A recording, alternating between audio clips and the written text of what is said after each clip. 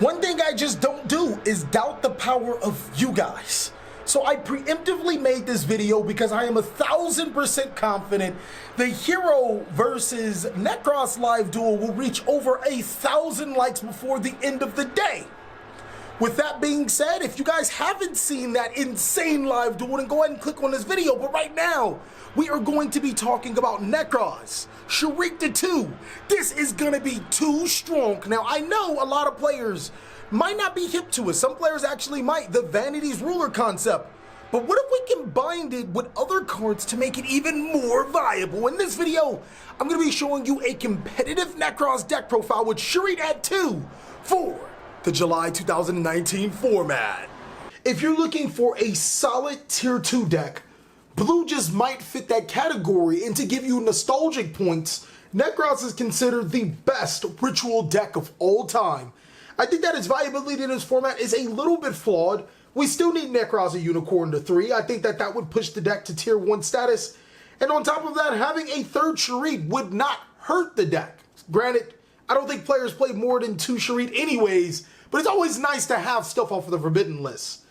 Regardless, I think being able to have access to one of the best ritual monsters in the game, or best synchro monsters in the game for the time retrained into a ritual monster, as well as being able to lock your opponent out of their extra deck or special summons, is too strong.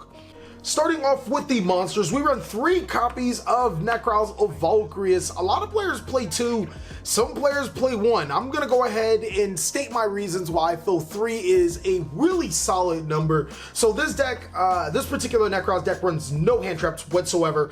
I really don't care about your hand traps, stopping you from making your board. But what I do care about is stopping you from OTKing me. The reason why is because I always have Nekroz of Trishula that really works on you having your board. It helps me break your board. I felt that this deck was better at breaking boards than preventing your opponent to making it. And in order for you to be able to break your opponent's board, you kind of have to live a turn. I don't want to have to force myself to search this card to, live another turn. I want to already have it in my hand. That and Nekroz of Valkyrius actually has one of the better effects in the card game. Being able to tribute monsters on your side of the field and hand, and it's not cost, to be able to draw cards from your deck to your hand, which could leave you for a wide open board in case you don't want to be trished. And then I know there was a build that actually played Gnome Material. I really wanted to play Gnome Material because my thought process is that I can summon Valkyrius, tribute all my monsters because they were all useless, and then draw cards. I moved away from that build, but Valkyrius can still provide if you guys still want to run a Gnome Material build. Next is 3 copies of Nekroz of Bronic. This card actually had an insane combo back in the day. What you would do is you would activate Kaleidoscope, sending a shooting Quasar Dragon from your deck to your extra deck to the graveyard to summon 2 copies of Bronic, and then use both of those monsters for an Exceed summon of Insector Exa Stag. Stag would equip the Quasar to your side of the field, send the Quasar to the graveyard to send an opponent's card, and then you get a free Shooting Star Dragon. Now, I would have loved to actually play that combo, but unfortunately this deck is not good at making link monsters. I didn't even want to try to force it to make link monsters, and while the combo is good, yeah, it just requires so much work to do. A lot of people focus on Nekroz of Bronic's effect to search. A lot of people forget that it has an on-field effect to shuffle extra deck monsters into the deck, so it's like insane in that regard. It can get rid of quite a few threatening boards that your opponent may make. 1 copy of Nekroz of Decisive Armor. This is actually a card that you can drop. I've been on the fence about it myself. I do love that it gives my monsters 1,000 points, so it could come up in a pinch, in a situation that you might need it. And then its on 7 effect is actually not bad, banishing set cards, which can force your opponent to use those cards before they want to use them, or just get rid of some critical cards on their side of the field. 1 copy of Nekroz of Trishula. Now with Sharik at 2, 1 copy of Trishula is the only copy you'll ever need. Just being able to cycle it back to your side of the field by tributing a Sharik on your hand or field is just insane. Trishula is one of your go-getter cards. It is your game-ending cards. 1 copy of Nekroz of Gungnir. And some people actually don't play Gungnir, which it kind of amuses me because back in the day, Gungnir was one of those fringe cards still But people started to catch on that, hey, cards like Macrocosmos or Floodgate cards, Gungnir can actually out for you and then allow you to continue to play Yu-Gi-Oh! I do expect Subterra's to be one of those decks, or, you know, Floodgate decks to be one of those decks to be played, and Gungnir kind of handles that situation really well. And then on top of that, it does protect one of your most important cards that you want to start off with, Nekroz or Unicorn, from being destroyed by card effects or battle for the entirety of the turn. Yes, Valkyries prevents your opponent from destroying it or from attacking over it, but Gungnir kind of completely protects it for the entirety of the turn, meaning that you'll be able to survive another day and you'll be able to negate all of your opponent's extra monster summons. So Nekroz of Unicorn has a dual purpose. 2 copies of Nekroz of Colossus. This was a card that I wanted to run 3 of until I realized I have enough Ritual Searcher cards, but its on-field effect is actually still pretty good in today's meta. It's a quick effect that negates your opponent's monster special from the extra deck. This deck is geared towards stopping your opponent's extra deck cards, and Colossus is one of your best cards at doing it outside of Unicorn, and it's only a level 3, so it's a little easier to summon. Next is 1 copy of Cyber Angel Benton. Some builds actually played 2 copies to 3 copies. I don't think that that's incorrect, but I only run 1 target for it, and Cyber Angel Benton is already really searchable itself. 1 copy of Incantation Chalice Slime. This card's amazing. It just gets you your incantation monsters to your side of the field, but on to the actual incantation monsters, you guys might be a little surprised on the incantations that I run or don't run. I run 2 copies of Talismandra, 2 copies of Candle, and only 2 copies of Pencil Plume. No Bookstone in this deck. So through like rigorous playtesting with TJ, we figured that Bookstone wasn't a great card. The Nekroz spell cards in the graveyard, they can cycle themselves, banishing them to add another one from your deck to your hand. So I really didn't need to recur Nekroz spell cards, and its level, it's awkward as all hell. Like a 3 and a 5, like it's weird. Like again, a 5 and a 4 can make 9, but now I have Sharit, and I kind of don't really even care about the levels that much. But it just gave you some really awkward situations. I didn't think that Bookstone was really good, and so I just decided to go with the 2/2/2 and really haven't looked back. It's been very successful because Pencil Plume gets you the Nekroz monsters you need from your graveyard if you don't want to cycle, or if you can't cycle. Your Candle gets you your spell cards from your deck to your hand, which is basically a 3rd and 4th copy of Colossus, and then your Talismandra can add your monsters. I just didn't think that there was a need for Bookstone. Next, we do play 3 copies of Zaborg the Mega Monarch, and this was actually dropped in a lot of people's builds because they want to run Vanity's Ruler in favor. So it is true, obviously, if you tribute summon for Zaborg the Mega Monarch, you can't tribute summon for Vanity's Ruler in that same turn. But if you guys want to know about this deck, I don't run any normal summons other than these 5. 5 normal summons is the max that I feel that you should run in the deck that isn't like reliant on getting multiple normal summons in 1 turn. But more importantly, Mantra of the 10,000 Hands is not as great as it used to be. It feels almost like a waste of normal summon because we have so many ways to get into our ritual monsters. So I was like, heck, I can either just run Vanity's Ruler and Dance Princess and only have 2 normal summons, or I can throw in 3 additional normal summons that it's also a win condition.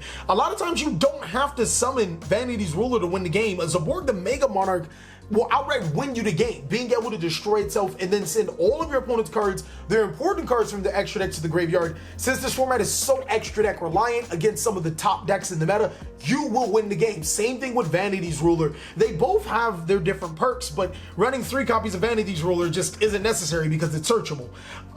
That's pretty much it. One thing I do want to point is that I wish Zaborg was a fairy, because then it would have been like, oh man, there's like no reason not to run these in conjunction. They don't conflict, if you ask me. If you summon either or, it's game. Just having more copies of a summonable monster would be great. 3 copies of Sharit, or 2 copies of Sharit Strategies and Nekroz. Your boy is at 2, and it definitely does change the complexion of the deck. Gives you a lot of situations where, you know, there were times where you needed to have the exact amount for Nekroz cards to be tribute summoning. Now you don't really, because Sharit kind of mitigates that, and it's a very much welcomed addition to the strategy. That is it for the monsters, ladies and gentlemen. Moving on to the spells, 3 copies of Pot of Extravagance. Now, I know Not everybody can afford your young potty boy. You guys have quite a few options. First of all, you can just drop Pot of Extravagance completely. This is a 50 card Nekroz deck, so you can just run 47 and be okay. Pot of Extravagance did make me make some decisions for the extra deck, so just rejoice that, you know, those decisions you really don't have a choice in making. You can just kind of play whatever you want.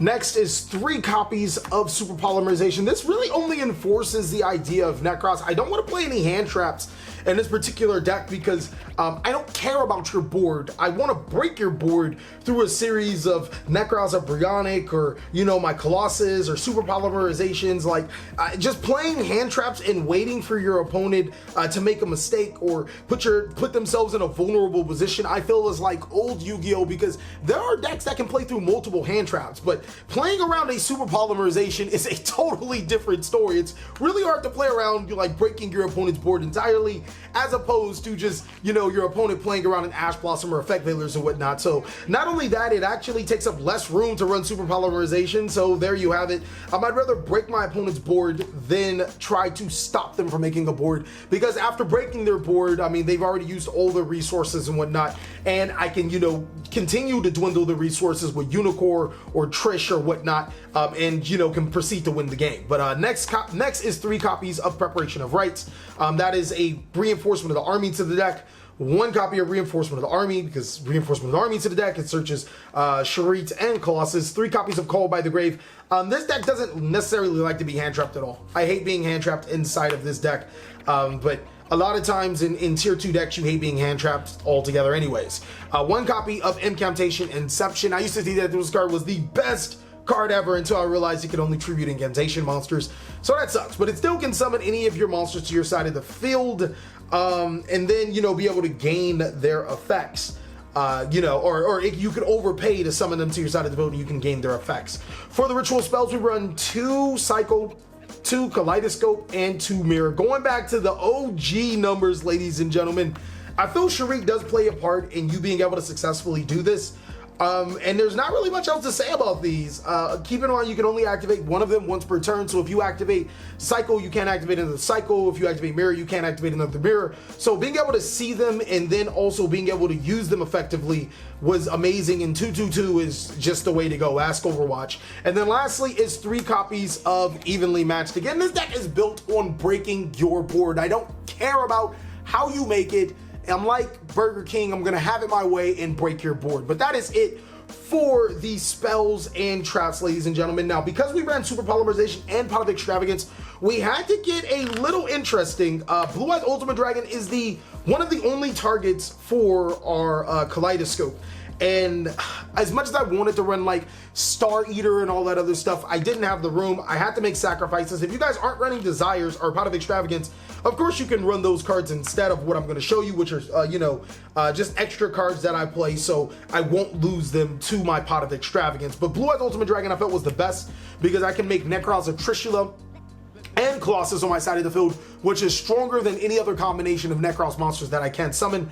And then you can also summon Unicorn and Vault to your side of the field, which again is stronger than any other, it was the second strongest combination of cards that you can summon in my opinion. But yeah, that's why we run the Blue Eyes Ultimate Dragon. 2 copies of Mud Dragon of the Swamp. Obviously, awkward decks that like to play stupid stuff that this card can get to. 2 copies of Solomon Great Violent Chimera. Now, you don't have to play 2 and 2 if you don't play Extravagance, but obviously I play 2 just to increase the odds of me not banishing one of them against certain matchups. 2 copies of Starving Venom Dragon. And then that's pretty much it for the Super Poly targets and whatnot. Then we play the Zaborg targets, which are 2 copies of Elder Entity Intis, will destroy cards on your opponent's side of the field. 3 copies of Herald of Arclight, which ironically the Arclights and the Intises are targets for your Unicorn. Cypher and Lord Omega to recycle any of your cards back into your deck or extra deck.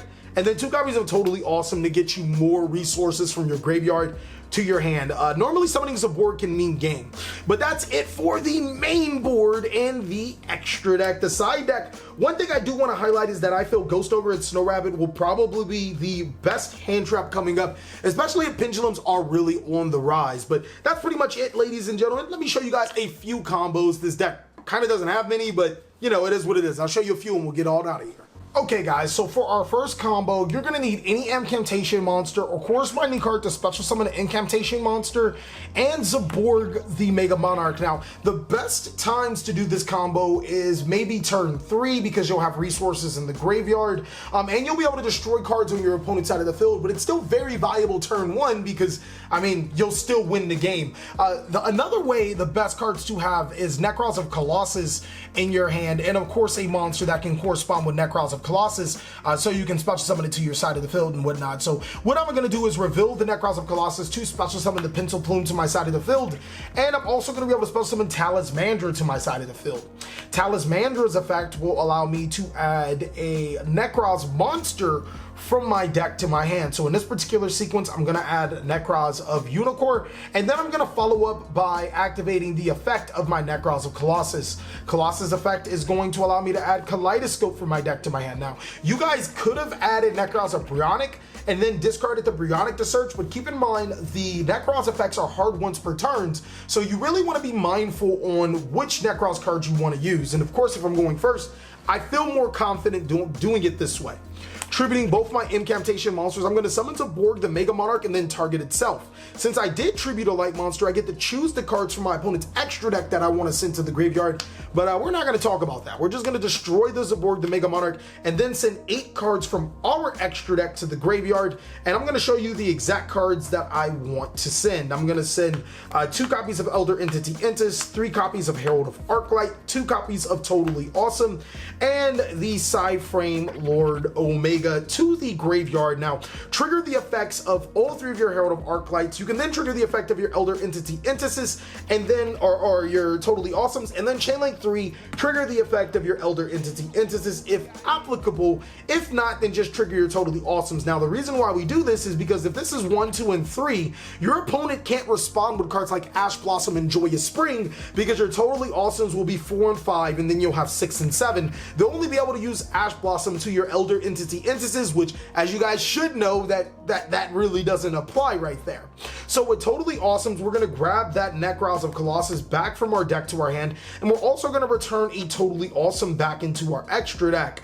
The Herald of Arclights, we're going to add a Gungnir, Nekroz or Bryonic, and then we're going to add a Ritual monster. I think it does not matter. I'm going to go ahead and just add Mirror from my deck to my hand, just to be 100% sure whether it matters or not. Now, since all of those cards are in my graveyard, I'm going to follow up by activating the effect of Cyframe Lord Omega. I'm going to shuffle it and a Herald of Arclight back into my extra deck, and then follow up with Nekroz Kaleidoscope. Kaleidoscope will allow me to send a Herald of Arclight back to the graveyard to special summon Nekroz Unicorn, and then I'll trigger the effect of my Herald of Arclight to add a Nekroz card or a Ritual monster or card from my deck to my hand. I think in this particular situation we'll add Volk, even though I'm confident it does not matter. We will follow up by using our Nekroz or Bryonic, discarding it to the graveyard to add our little blue boy Sharit from our decks to our hand, and then we'll activate the Mirror, tributing the Sharit to special summon the Nekroz of Gungnir. Sharit's effect will activate, and you'll be able to add Nekroz of Trishula from your deck to your hand. Now, of course, if you guys did it different, you can actually summon the Trish, but I would assume that your opponent wouldn't have any cards on their side of the field or monsters on their side of the field if you are going first. If they did, then they have cards in their graveyard now, you can Trish them. But this board ends up with any other monsters your opponent special summons from the extra deck's effects will be negated, and Gungnir will get you a free destruction, and on top of that, you can then follow up with Colossus, searching you a Nekroz Ritual spell card to be able to Ritual summon again. Okay, so the last and final combo I'm going to show you guys, because again, this deck isn't really like, it's not really combo heavy like, but it's going to require preparation of rights, any Temptation monster, and Nekroz of Bryonic. Now, you can skip out the preparation of rights if you already have the Cyber Angel Benton, but you know, with preparation of rights, it just means you have another way to, okay, we're just going to go into the combo. What we're going to do, actually, it doesn't even require preparation of rights. You just, again, just watch the combo. The longer you play this deck, the more you realize all of these hands can be like mitigated by doing other things. So what you're gonna do is activate your Pencil Plume, revealing your Nekroz or Bryonic to special summon Pencil Plume to your side of the field. And then the Pencil Plume is gonna be special summoning the Incantation Talismandra from your deck to your hand. And in this particular sequence, we're gonna go ahead and add our Nekroz Colossus from our decks to our hand. We're gonna add the Claw. I mean, basketball players know exactly what I'm talking about. Follow up by activating the effects of our Preparation of Rites, adding Cyber Angel Benton, and then the Claw is going to add any ritual, Nekroz ritual spell card from our decks to our hand. It could be Kaleidoscope, it can be Cycle, I mean, it could be Mirror, it doesn't really matter, just add one from your deck to your hand. Now you can use the effects of your ritual spell card, tributing your Cyber Angel Benton to special summon Brionic. Go ahead and relieve your opponent of 2 monsters special summon from their extra deck, and then activate the effect of your Benton to add Vanity's Ruler. Well, guess what, ladies and gentlemen? You still haven't committed your normal summon, so tribute both your incantation monsters for the summon of your Vanity's Ruler. Now that you've broken your opponent board, they can't special summon again, and all off of 3 cards. Thank you guys so much for watching another segment of the Cali Effect. I really hope you guys enjoyed this video. If you did, go ahead and give it a like, and if you really did, consider joining our Patreon. We have quite the few rewards. Please like, comment, subscribe, but most of all, enjoy. I hope you guys are having a great day like I am.